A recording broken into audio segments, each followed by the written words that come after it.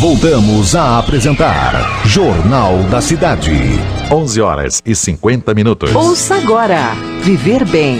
Oferecimento Unimed Andradas. Quadro Viver Bem fala sobre diabetes. Ontem foi comemorado o Dia Mundial de Combate ao Diabetes, doença que atinge um grande número de pessoas em todo o planeta, desde crianças até idosos. E para falar sobre o assunto, o quadro Viver Bem, oferecido pela Unimed Andradas, conversou com a médica endocrinologista Carolina Andrade. Esteja atento às informações e evite a doença por meio de uma mudança de comportamento. O diabetes é uma doença extremamente prevalente, extremamente comum na população. Hoje nós temos em média 400 milhões de pessoas acometidas pelo diabetes. O diabetes, ele é uma doença que é uma disfunção, uma alteração no metabolismo da glicose. Quando o corpo passa a não metabolizar essa glicose e essa glicose passa a ficar circulando na corrente sanguínea. Essa glicose alta, ela gera alguns problemas. No início, o paciente realmente ele costuma ser assintomático, ele não costuma notar que tem essa doença. Com o passar do tempo, ele pode apresentar muita sede, começa a urinar frequentemente, pode haver perda de peso, tá? E como é que a gente faz o diagnóstico? São por exames de sangue, tá? Só de examinar, de olhar o paciente, a gente não pode afirmar que ele tenha diabetes, tá? O diagnóstico é feito através de exames de sangue, quando a gente detecta a glicemia alterada e o acompanhamento também é com exames de sangue. E quais são as causas da diabetes? A principal causa do diabetes hoje é a obesidade, tá? O paciente acima do peso, ele tem uma chance maior, uma probabilidade maior de desenvolver o diabetes. A gente sabe que os adultos e às vezes até as pessoas que já caminham para a terceira idade são mais frequentes os casos de diabetes. Mas acontece de acometer também crianças? Sim, o diabetes ele é uma doença que acomete tanto crianças, adultos, jovens ou idosos. É mais prevalente, é mais comum nos adultos e nos idosos, porque o diabetes tipo 2, esse diabetes que é causado por um estilo de vida irregular, pela obesidade, é mais comum no adulto. Porém, o diabetes também acomete crianças. Na maioria dos casos, as crianças têm uma alteração genética, uma insuficiência do pâncreas que produz a insulina, e a insulina que metaboliza a glicose. Então, essas crianças elas têm uma alteração no pâncreas, uma alteração genética, que faz com que esse corpo não produza a insulina. Então, esse paciente ele vai ser 100% dependente de insulina. Já o diabetes do adulto, ele também poderá chegar ao tratamento com insulina. Mas todo início de tratamento, a gente começa com tratamentos com comprimidos. São os antidiabéticos orais, não necessariamente usa insulina. Quais os tipos de diabetes existentes, já que você citou o tipo 2, e quais os tipos de tratamentos que envolvem, porque quando se fala em diabetes, no Brasil pelo menos, já se pensa naquela picadinha diária. Sim.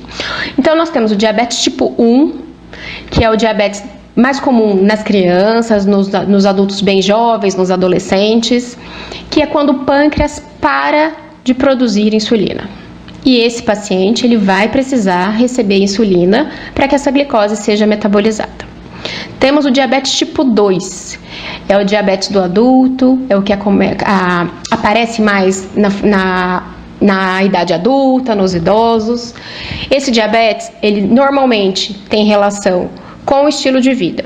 É obesidade, dieta irregular, sedentarismo, não fazer atividade física.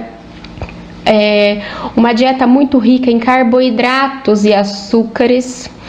O carboidrato não é um tão vilão assim. É o tipo de carboidrato que a gente come.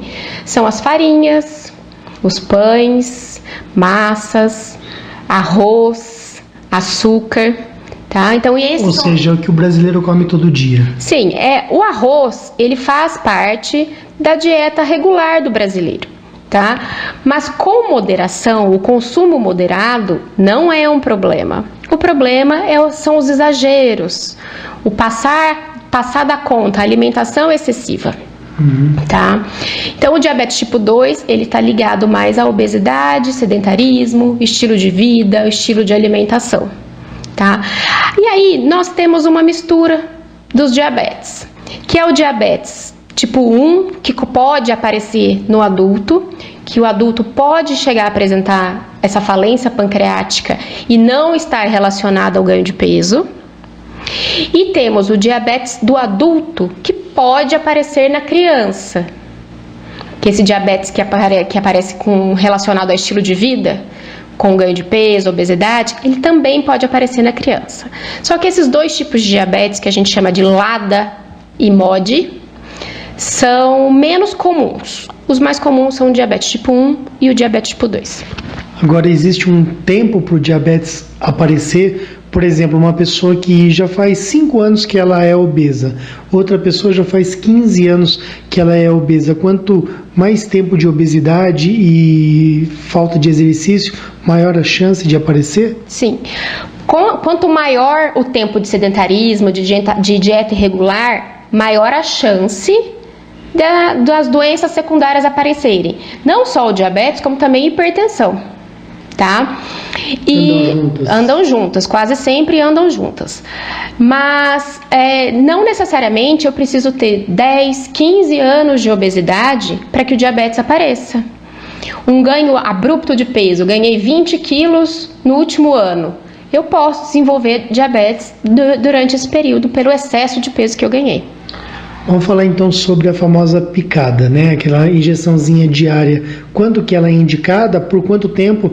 Existem situações onde o paciente toma a injeção de insulina para o resto da vida? Sim, a maioria dos pacientes que chegam a usar a insulina, na verdade a insulina, os primeiros medicamentos são os diabéticos orais, são os comprimidos. Alguns pacientes não respondem ao uso de comprimidos.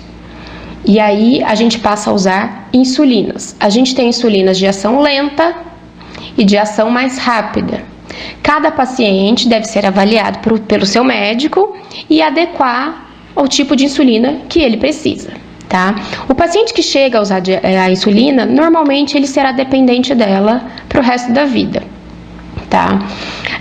Claro que com mudança do estilo de vida, perda de peso, mudança da alimentação, realização de atividade física, a necessidade da insulina ou dos mesmos medicamentos, dos comprimidos, elas passam a ser menores. Então, eu posso começar com uma dose de insulina hoje e com o passar do tempo eu posso diminuir. Mas ao mesmo tempo, se o paciente não se adequar ao tratamento em relação à mudança do estilo de vida, mudança da dieta, realizar atividade física, a necessidade de insulina pode aumentar com o passar do tempo. E a diabetes tem cura? Existem ex-diabéticos no mundo?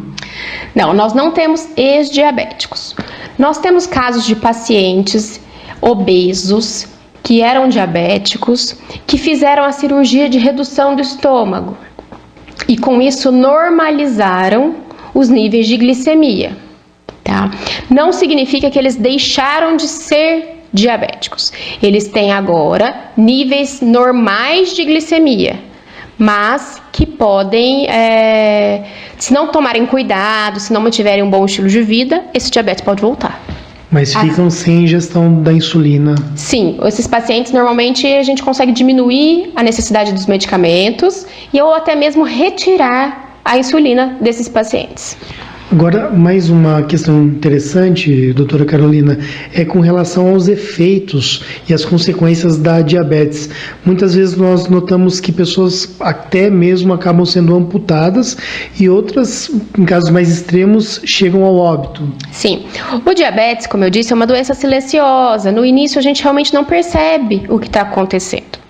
Com o passar do tempo, esse excesso de glicose circulante começa a causar pequenas lesões nos vasos sanguíneos.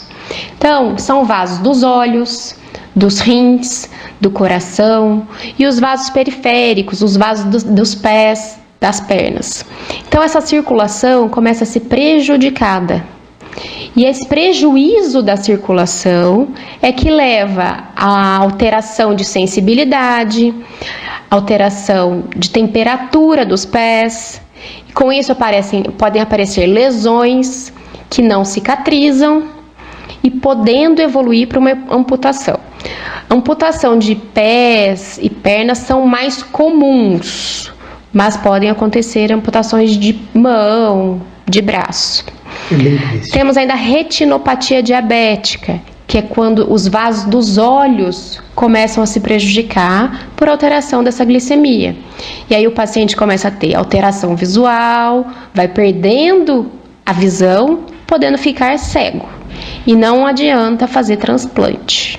Não tem jeito de fazer transplante. Se perder a visão, perdeu. E óbito? O óbito, normalmente, ele acontece devido às complicações do diabetes.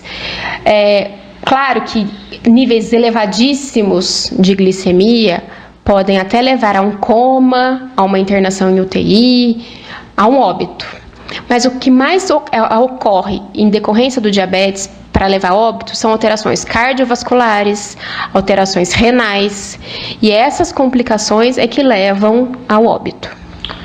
Bom, eu acho que o resumo da conversa é: a prevenção ainda é o melhor remédio para diabetes? Sim. A melhor prevenção para o diabetes é atividade física, uma dieta balanceada, não que os alimentos sejam proibidos, mas sempre consumidos com moderação. A gente deve dar sempre preferência pelos alimentos mais naturais, as frutas, verduras, legumes, as carnes, os ovos, sempre evitar as frituras.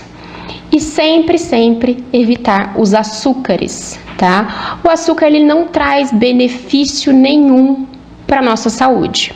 É um consumo por prazer, mas não por necessidade. O corpo não precisa de açúcar para viver. O açúcar que eu digo é o açúcar mesmo, porque carboidrato é um tipo de açúcar, mas tem os carboidratos bons, que são das frutas, dos legumes, dos cereais, e tem os carboidratos ruins, que são esses açúcares, o açúcar cristal, o açúcar refinado, os doces. Esses são os que a gente deve evitar. O quadro Viver Bem é oferecido pela Unimed Andradas e vai ao ar às quintas-feiras durante o programa Jornal da Cidade. Até a próxima semana. Você ouviu Viver Bem. Oferecimento Unimed Andradas. Pedro, como bom mineiro, coloca tudo na balança para se orientar. Avaliar cada detalhe tintim por tintim é essencial para o sucesso do seu negócio. Por isso, ele abriu as portas da empresa para a Unimed. Seus funcionários contam com serviços médicos de qualidade e o preço não pesa para ninguém. A empresa paga uma parte e o funcionário outra. Faça como Pedro. Contrate o plano empresarial Unimed, o plano perfeito para quem não perde um ótimo negócio. 12h03. Jornal da Cidade.